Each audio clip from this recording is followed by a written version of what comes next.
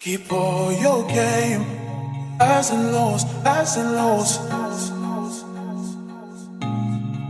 Hi, Dumelang. Welcome back to my channel. My name is Anna Pokuma, and if you are a returning subscriber, you already know I appreciate you guys. If you are new to this channel, I really hope that you enjoy this video and that you decide to stay by clicking that subscribe button below. So guys, you have received your contract. You know you've got the job. It's now time to apply for your visa to South Korea. So it's almost that time of purchasing your flight tickets, packing your bags and going. But first,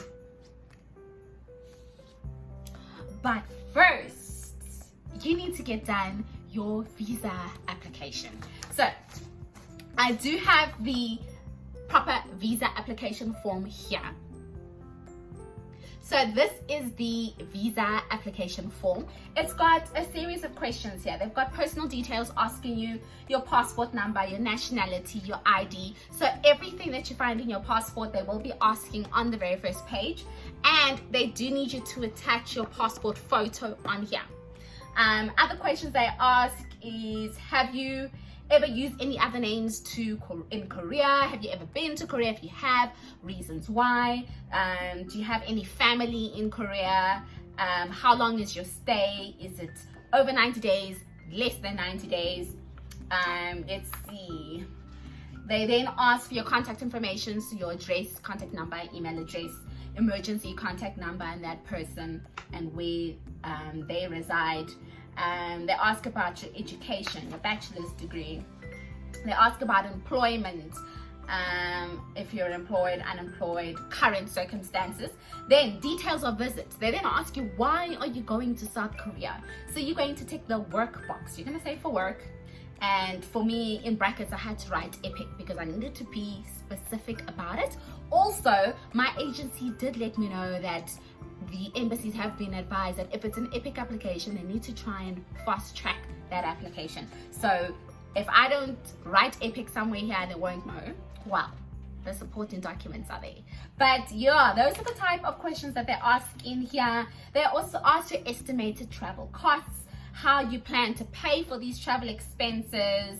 Are you being assisted with this application? And then obviously you sign. So this is the application form. I'm not going into too much detail. It's pretty straightforward. You can get it either at the embassy, so the Korean embassy in Pretoria. Yes, that is where you're going to submit your application. It's in Pretoria. So you either get it there, or you can get it on the embassy website, or you can get it from your agency. So I got my application form from the agency I applied with. So as soon as they sent me my contract, in the same email they said, here's your contract, next thing you need to apply for your visa, here's the information that you need to know about your visa and the application form that you need to fill in. So yeah.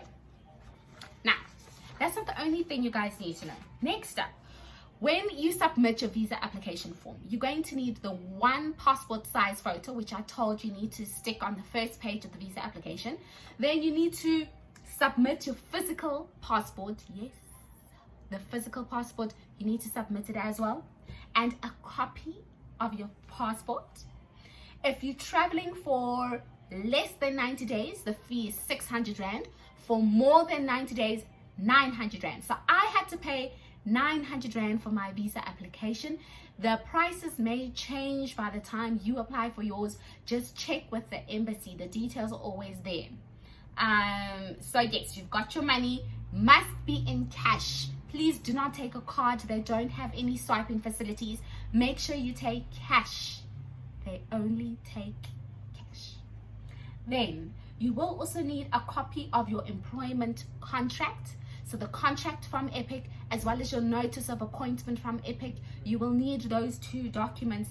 Make sure that you signed every page and then submit that with the visa application form.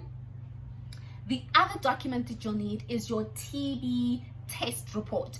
When you do your TB tests, make sure that your test is an X-ray exam, not the skin test. Make sure you get the X-ray done because the requirements for the visa application form from the embassy notes there, TB X-ray.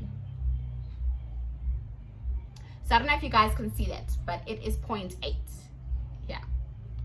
So it needs to be the x-ray report.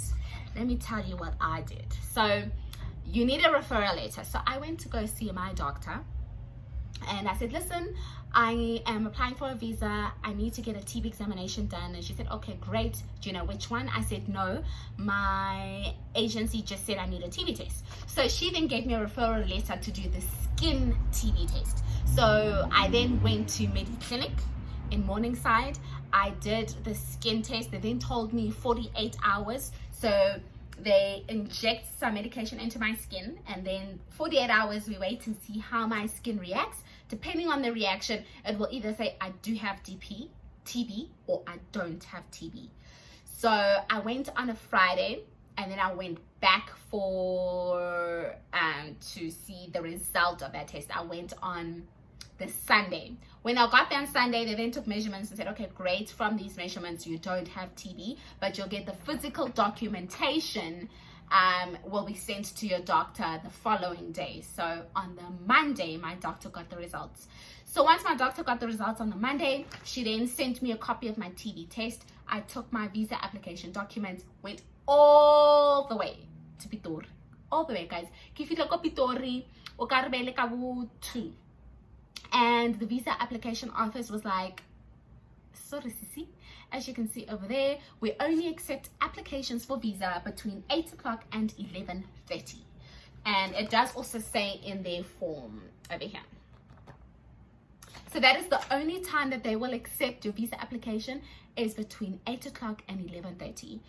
So I arrived there and she said, sorry, see you tomorrow morning. And then I was like, okay, can you at least just tell me that I've got the correct documentation? And she handed me this document. So I then went home and I read through it, and I was like, yo, TB x-ray. And my TB was a skin test. The TB test I did was skin test and not the x-ray. So good thing it was still early. It was before 5 o'clock. I was like, I then emailed my doctor. I'm like, please, can you give me the referral letter to do the TB x-ray? She then sent it to me via email. I went straight back to Morningside. I went to get the x-ray done. I waited about 30 minutes to get the report. Got the report. And then I was like, okay, great. Next day, Tuesday morning, I was making sure I was on time. I then took my application documents, the TB test report, all of that, and I went to the Korean embassy in Pretoria and I submitted my visa application. So that is why I'm saying it's very important to note that you need the TB x-ray report, and that the embassy will only take your application between 8 o'clock and 11:30. So please note those things are so important. I wish I knew, because also this is a lot of money. We're paying a lot of money to go up and down to the various offices, doctors, hospitals, paying for fee, 900 Rand for the visa application fee. So there's so many expenses that have been involved up until this point. You guys know, if you've applied to Epik or applied to teaching abroad, there's so many expenses that you've had to pay up until this point. Now you get to the visa stage and it's still more money. So please do note that it will save you money. Clearly I didn't do my homework, but it's sorted. I'm letting you guys know. So please, guys, remember this information. The embassy, they are at the Embassy of the Republic of Korea Consulate. They are at 265 Melk Street in Pretoria. So I'll put the address somewhere here or in the description box. What else do you need to know? Oh, so the processing time is 3 to 5 working days, but due to COVID, it is 14 days.